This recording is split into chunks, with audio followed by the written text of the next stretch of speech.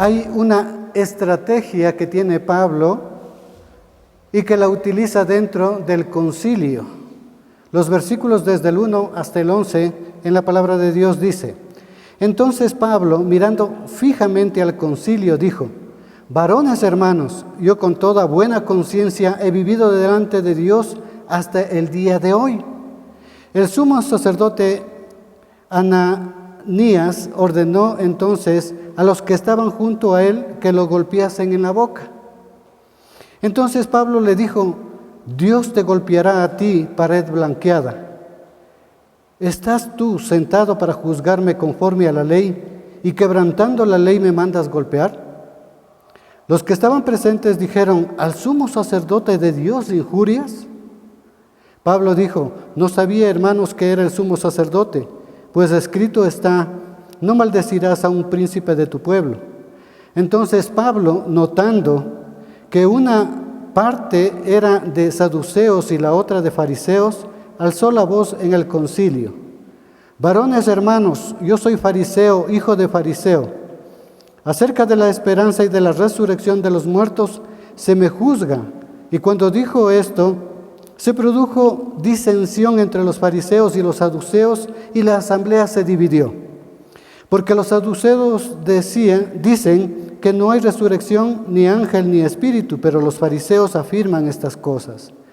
Y hubo un gran vocerío, y levantándose los escribas de la parte de los fariseos, contendían diciendo: ningún mal hallamos en este hombre, que si un espíritu le ha hablado o un ángel, no resistamos a Dios. Y habiendo grande disensión, el tribuno, teniendo temor de que Pablo fuese despedazado por ellos, mandó que bajasen soldados y le arrebatasen de en medio de ellos y le llevasen a la fortaleza. A la noche siguiente se le presentó el Señor y le dijo: ten ánimo, Pablo, pues como has testificado de mí en Jerusalén, así es necesario que testifiques también en Roma.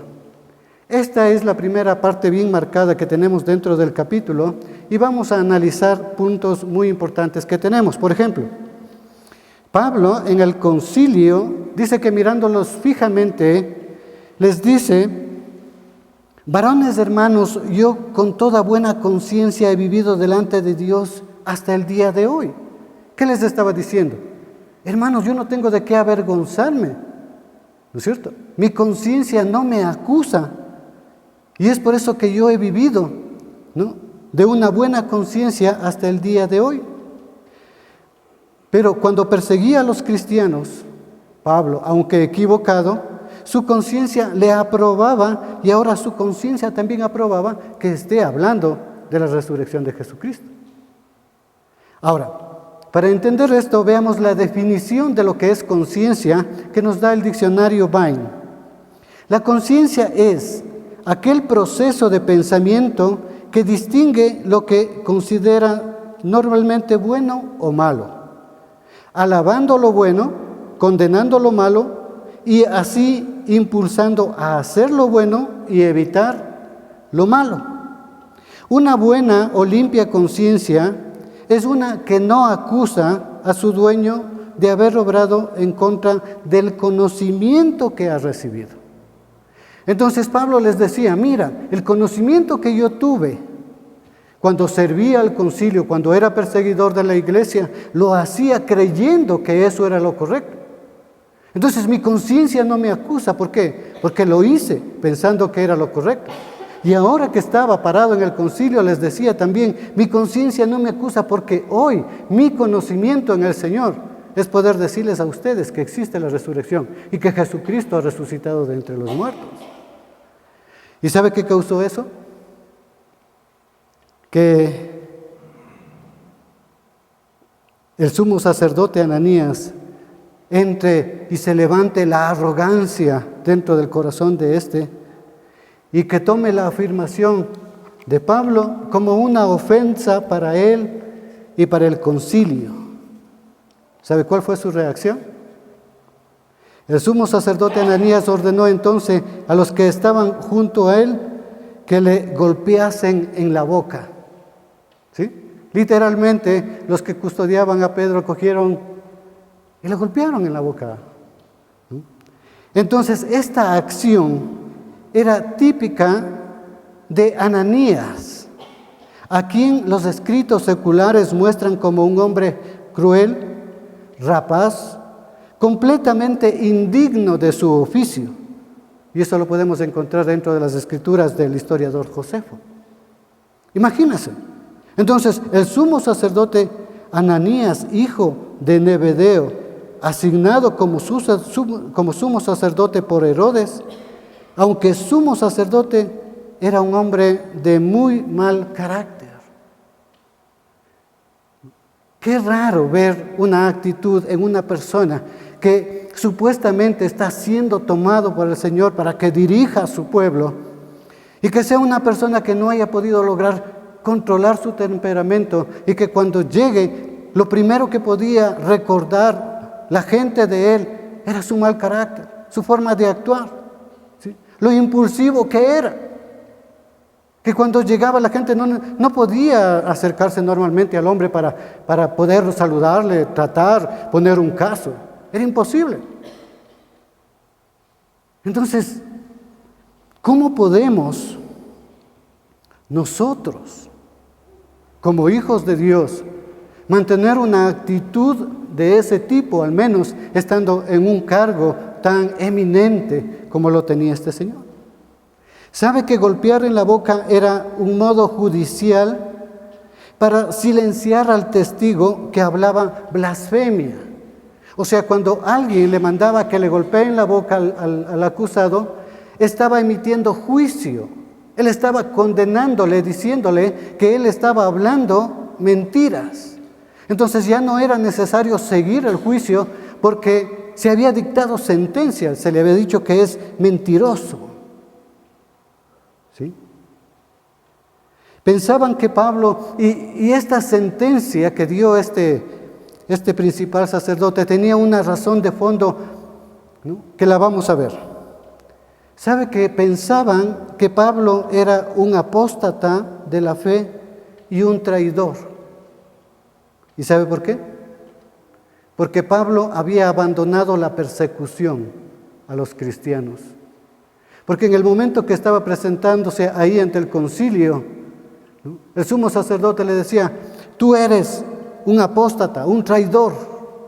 Traicionaste la confianza que te dio el Sanedrín para que vayas y captures y mates y tortures a los que llaman cristianos. Y ahora vienes y te presentas delante de nosotros diciendo que tu conciencia no tiene de qué acusarte, que has vivido en paz delante de Dios, cuando ahora te has convertido a los que estabas persiguiendo. Entonces el sumo sacerdote, bajo este criterio, ordena, emite juicio a que golpeen en la boca a Pablo, porque según él era un apóstata mentiroso. Y según él decía, tú deberías estar con miedo en tu conciencia de presentarte delante del concilio por ser un traidor. Era más fácil darle una bofetada en la boca que refutar la verdad que salía de ella, ¿no es cierto? Era muy fácil callarle de esa manera porque no había argumento en él como para contradecir lo que salía de la boca de Pablo.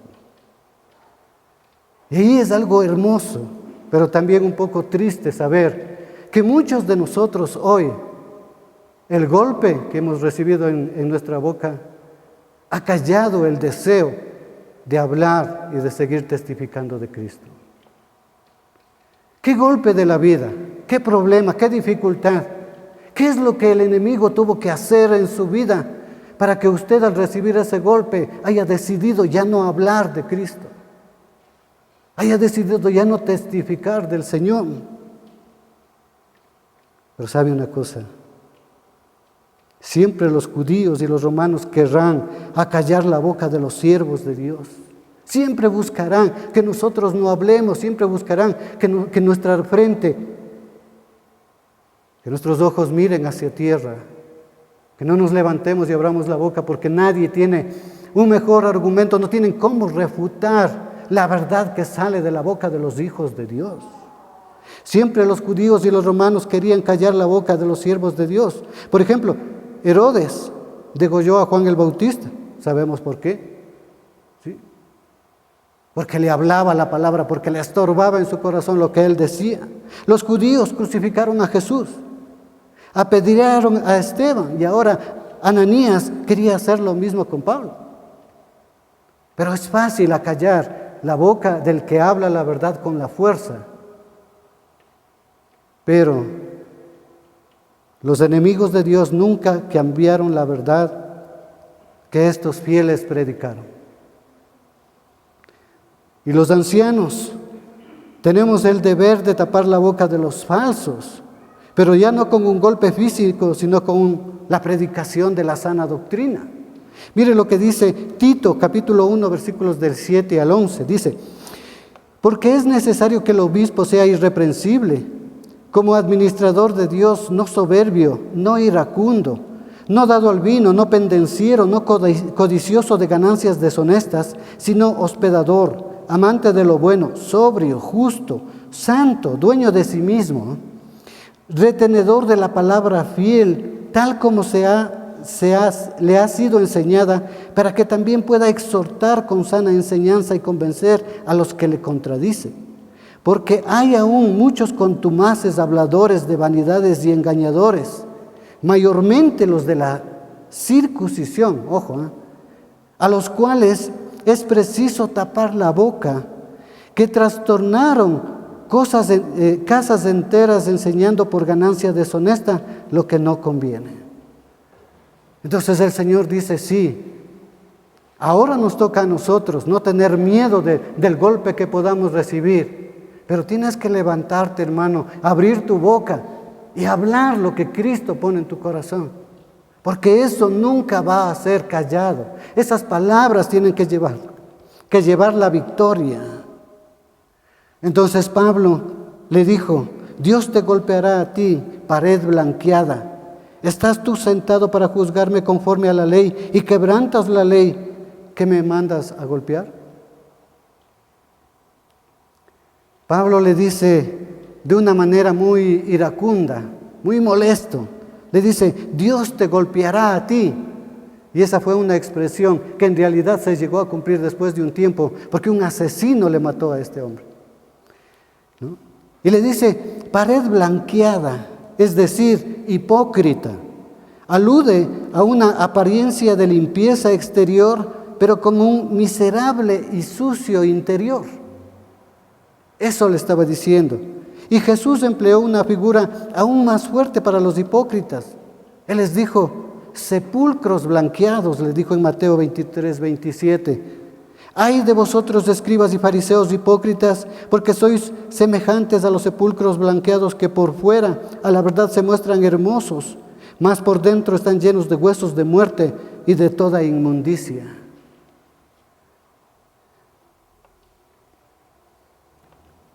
Qué palabras tan fuertes que estaba utilizando Pablo en ese momento.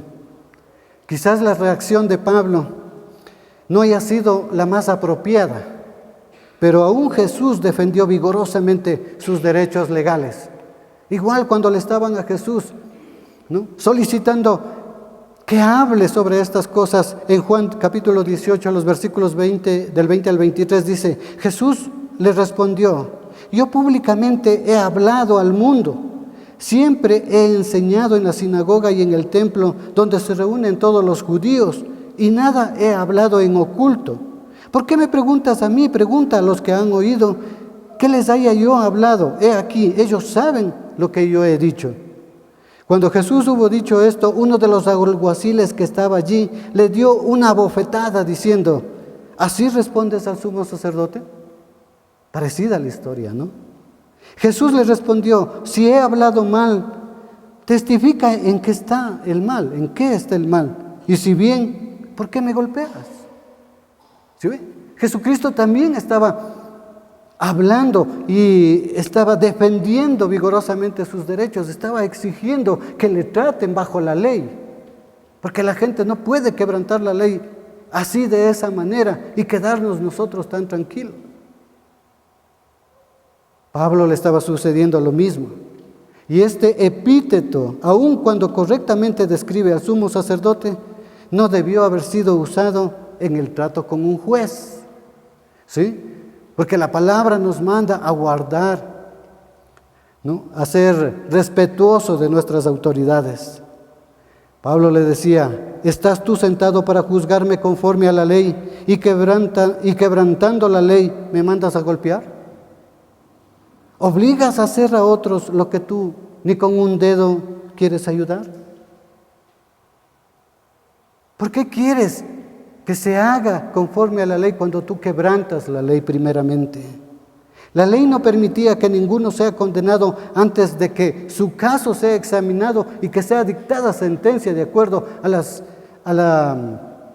al juicio que tenga esta persona. Pero antes de que el juicio se dé, ya le estaban juzgando con el golpe que le estaban dando en la boca. Entonces la reacción de Pablo fue violenta. Dios te ha de golpear a ti, pared blanqueada. Estaban juzgándole a Pablo por quebrantar la ley, pero Ananías quebraba la ley ordenándole que le golpearan a Pablo. Los que estaban presentes le dijeron: ¿al sumo sacerdote de Dios injurias? Pero ¿por qué no se levantaron ellos y le dijeron al sumo sacerdote: ¿por qué golpeas a un hombre que no está demostrada todavía la inocencia? Así es la prepotencia de los que no aman la justicia. Siempre quieren las cosas para ellos. Siempre buscan su privilegio. No les importa el resto. Pero esa es la prepotencia de los que no buscan la justicia, y peor aún la justicia de Dios. Pablo les responde y les dice: no sabía, hermanos, que era el sumo sacerdote.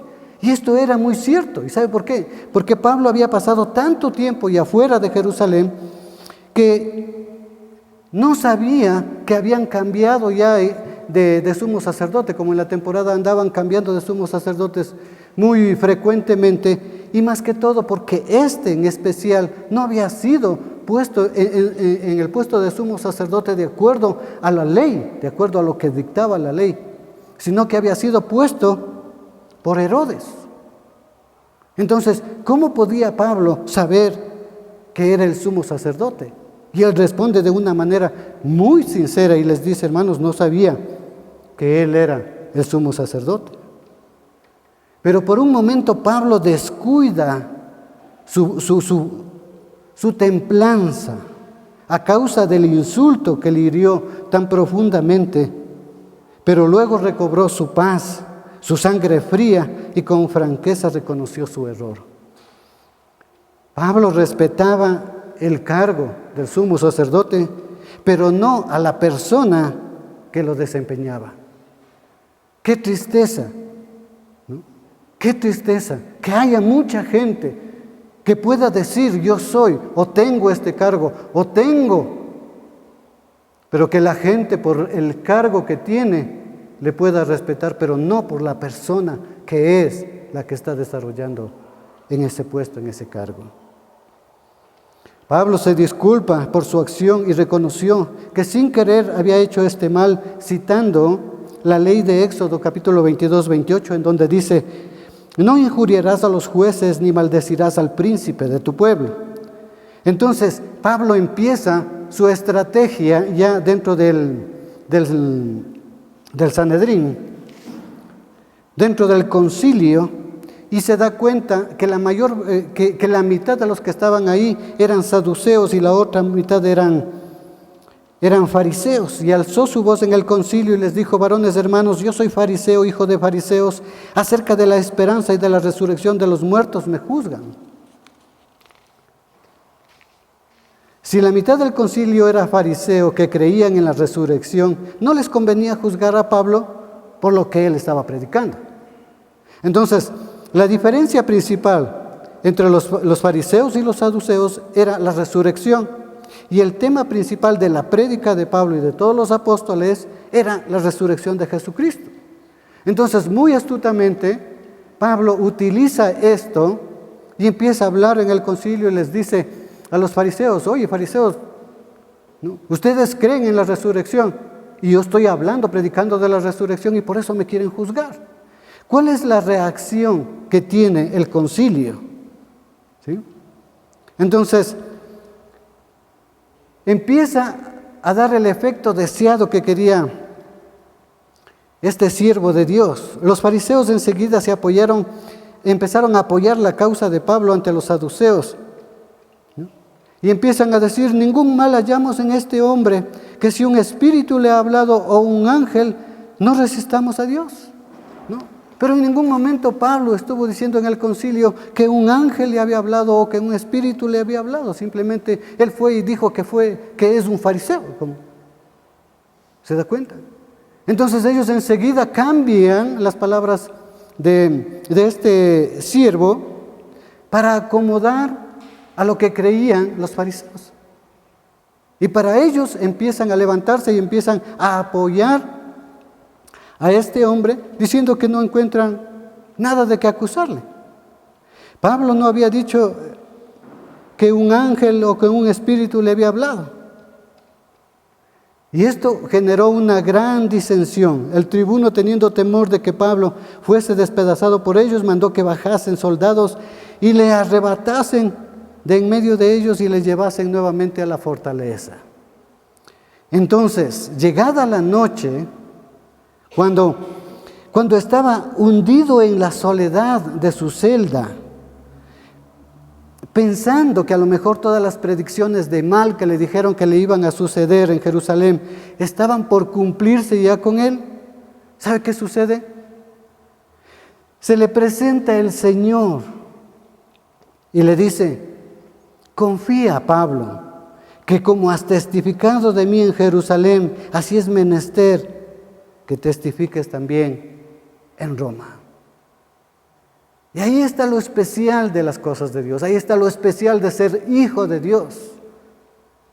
Que si el enemigo viene y nos golpea para que nosotros no prediquemos de su palabra, viene el Señor y nos dice: confía.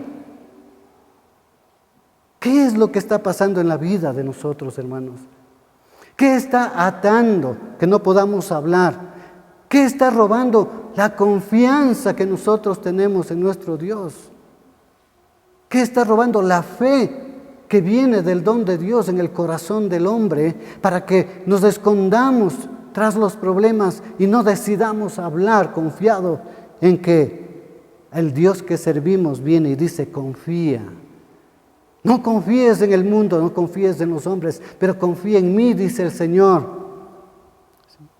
Porque así como has testificado en Jerusalén, así necesito que testifiques en Roma. ¿Qué le estaba diciendo el Señor? Pablo, no te preocupes, aquí no morirás tú, porque yo te necesito en Roma, hablando la palabra ahí. Entonces,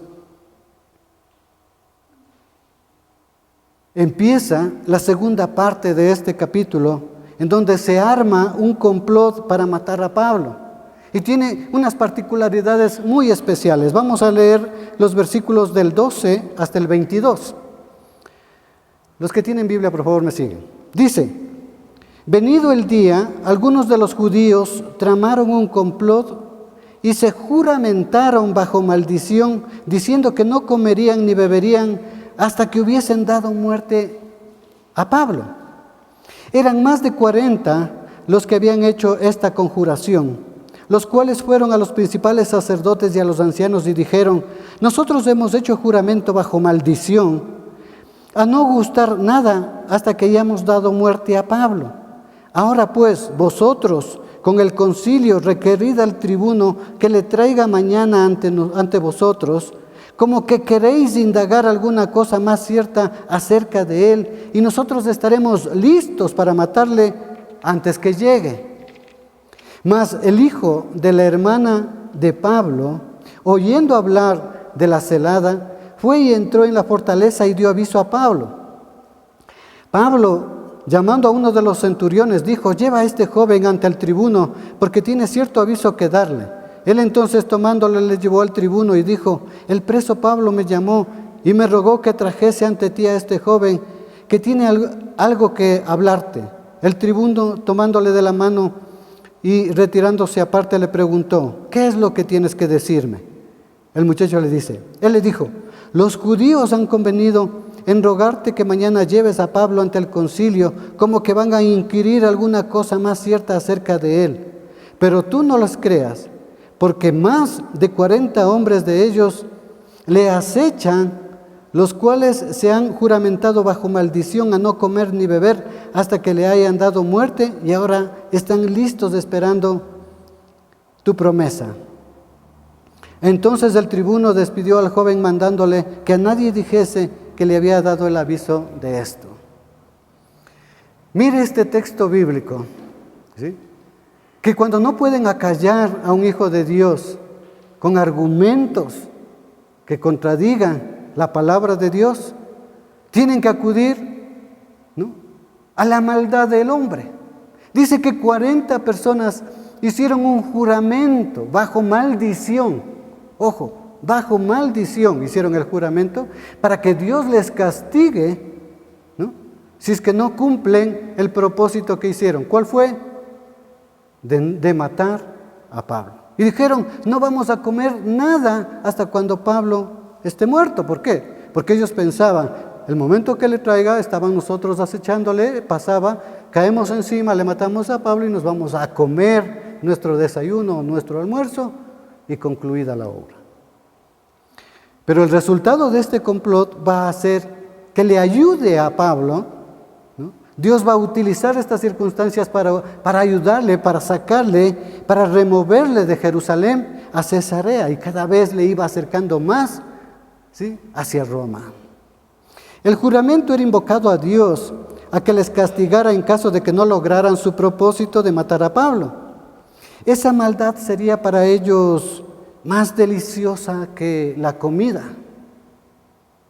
Imagínense que a una persona le pueda llegar a ser más deliciosa la maldad que pueda hacer hacia otra persona que el comer.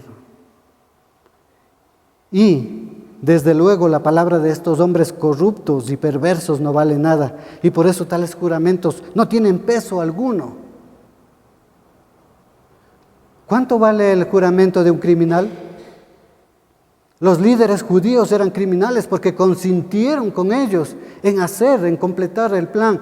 Eran partícipes del plan para matar a Pablo. A no ser por la intervención de Dios, este plan habría sido exitoso. Pero aquel que había empeñado su palabra con Pablo, aquel que llegó esa noche y le dijo, no temas, Pablo, porque yo estoy contigo. Pero aquel Dios que cuida y protege nuestras vidas, Él va a cambiar las circunstancias de la maldad que pueda venir de la gente hacia usted como hijo de Dios para convertirlo en bendición. Dios cambiará cualquier circunstancia mala para que a usted como hijo de Dios se la cambie en una bendición. Pero aún así, hay algo que nos duele todavía del golpe que nos dieron en la boca, y todavía tenemos un recelo todavía de hablar esa palabra de Dios. Esta es la única referencia que se encuentra en la Biblia sobre la familia de Pablo, hablando del hijo de la hermana, ¿no? Algunos estudiosos creen que su familia le repudió cuando Pablo se convirtió al cristianismo. Toda la familia era contenta cuando él perseguía y mataba a los cristianos, pero cuando él se convirtió, la familia le rechazó, ¿no? Y es posible que el sobrino de Pablo fue a verlo cuando Pablo se hallaba bajo custodia, ya que en las prisiones romanas tenían acceso a los parientes y amigos, los que podían llevarle alimentos y algunas otras comodidades. Al recordar o al mirar, al leer la palabra de Dios, cuando un niño es utilizado por Dios y llevado donde el jefe de los soldados romanos, y el niño le habla y le dice, este es el complot que tienen los judíos para matar a Pablo. ¿Sabe por qué le creen? Porque los mismos soldados habían visto cómo se pusieron de locos los judíos en el concilio cuando alborotados, todos querían matarle a Pablo. Y solo porque ellos reconocían y decían, este pueblo es capaz de matar a este hombre, le creyeron al muchacho. ¡Qué pena! ¡Qué pena! Que sean ciertos los comentarios de los malos por nuestras actitudes. Sí, la palabra de Dios dice, ¿cómo conoceré que son tus discípulos? Y el Señor, ¿qué les decía? Por sus frutos los conocerás.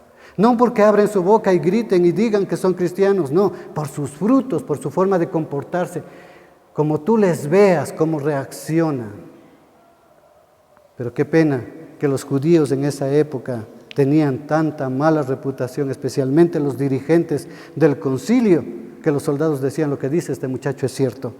Entonces el tribuno le dice al muchacho, anda, vamos a resguardar tu vida, no vayas a decir a nadie que has hablado conmigo para que no te pase nada. E inicia la tercera parte del capítulo, que lo vamos a leer desde el versículo 23 hasta el 35. Pablo es enviado al gobernador Félix, y llamando a 2 centuriones mandó que preparasen para la hora tercera de la noche 200 soldados, 70 jinetes y 200 lanceros para que fuesen hasta Cesarea, y que preparasen cabalgaduras en que poniendo a Pablo lo llevasen a salvo a Félix el gobernador. Y escribió una carta en estos términos: Claudio Lisias, el excelentísimo gobernador Félix, salud. A este hombre aprendido por los judíos y que iban ellos a matar, lo liberé yo acudiendo con la tropa, habiendo sabido que era ciudadano romano, y queriendo saber la causa por que le acusaban, le llevé al concilio de ellos y hallé que le acusaban por cuestiones de la ley de ellos, pero que ningún delito tenía digno de muerte o de prisión. Pero al ser avisado de acechanzas de los judíos, habían tendido contra este hombre, al punto le he enviado a ti, intimando también a los acusadores que traten delante de ti lo que tengan contra él. Pásalo bien. Y los soldados, tomando a Pablo como se les ordenó, le llevaron de noche a Antipatris. Y al día siguiente, dejando a los jinetes que fuesen con él, volvieron a la fortaleza. Cuando aquellos llegaron a Cesarea, le dieron la carta al gobernador, presentándoles también a Pablo delante de él, y el gobernador leía la carta preguntando de qué provincia era, y habiendo entendido que era de Cilicia, le dijo: te oiré cuando vengan tus acusadores, y mandó que le custodiasen en el pretorio de Herodes. Mire la tercera parte de este capítulo. La consecuencia del complot para matar a Pablo hace que se mueva el ejército romano de tal manera que habían 470 soldados dispuestos en una noche para salvar la vida de Pablo. ¿Qué le parece? Así es Dios. Así es Dios. Cuando ve que un hombre tiene un corazón puesto en el Señor, que cree en Dios, que está haciendo lo que le manda, Él es el que le cuida, Él es el que le protege. Y manda 470 soldados a custodiar un hombre, que me parece una cosa rarísima, ¿sí? Según la ley romana, cuando un oficial inferior remitía a algún acusado a otro superior, tenía la responsabilidad de redactar una carta de presentación, ¿no? En la carta, Claudio Lisias explicó las condiciones bajo las que tomó a Pablo en custodia y le comentó que Pablo era un ciudadano romano. Y también declaró que para él era inocente de cualquier crimen que merecía la muerte o el encarcelamiento según la ley romana. Dios toma el control de este ejército, guarda a su siervo, manda una carta y le declara libre, le declara inocente, ¿no? Hay infinitas maneras que Dios puede usar para llevar a Pablo a Cesarea. Mire cómo cambió las circunstancias terribles en las que él podía pensar que le iba a suceder. Las cambió en un beneficio. ¿Sabe cuánto duró que los acusadores judíos llegaran nuevamente para activar el caso de Pablo? 2 años. Y Pablo pasó 2 años en la cárcel, hablemos así, romana, tratado como romano, en donde le podían visitar la gente, le podían traer regalos, le podían llevar muchas cosas, y él podía seguir predicando y podía seguir hablando de su palabra. Esto hizo el Señor con este hombre.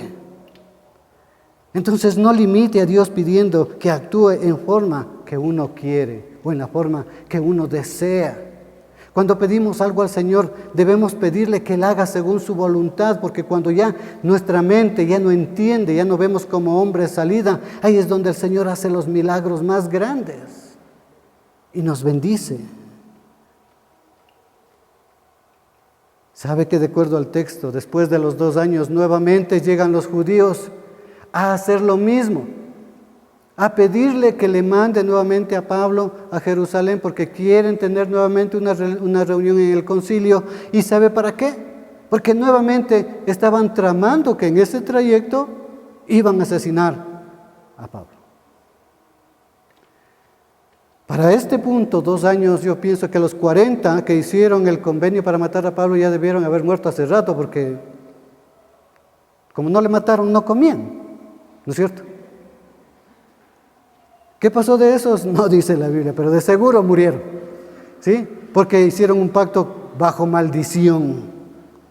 Pero los hombres perversos no querían aprender que Dios no les permitiría destruir a Pablo. Dios hace cosas maravillosas con nosotros cuando nosotros ponemos nuestra confianza en Él. Dios usa a los malos para bendecir a sus hijos. Y esto me hace acuerdo de una anécdota que yo escuché cuando recién inicié el cristianismo. Y me atreví a contarles a ustedes porque como la mayoría de ustedes tienen la mitad de mi edad, entonces no han de haber escuchado esta ilustración. Había una señora, una anciana, ya muy viejita, que se había quedado viuda y que desde luego los hijos, cuando la madre o el padre ya están demasiado viejos, no quieren hacerse cargo de ellos y son una carga, no se sabía dónde estaban y la viejita le habían tenido en un cuarto y ya sin tener dinero ni nada para comer, la viejita estaba orándole al Señor y había puesto su día de ayuno para el Señor. Y en lo que estaba orando pasa uno de los vecinos y por la ventana le va viendo y dice, esa veterana ahí, no, orando, pidiendo a Dios, qué loca esta mujer.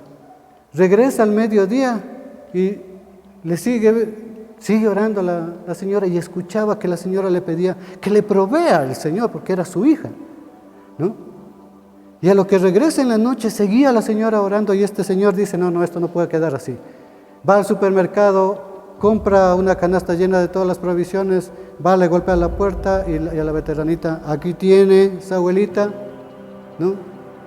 Tú has estado orando, aquí está toda tu provisión. Pero eso sí una cosa, dice, no te manda Dios, sino esto te manda el diablo. ¿Entendiste, viejita? Y la viejita se bota al piso y empieza a orar y dice, Señor, gracias te doy porque hasta el diablo utilizas para bendecir a tus hijos. Y esa es una gran verdad, hermanos. Nosotros no logramos ver cómo está actuando Dios y nos metemos en el problema y no queremos salir de ahí. Pero Dios nos va a ayudar y nos va a bendecir. Y el Señor dice, no temas, habla, no te quedes ahí. Sé instrumento de Dios.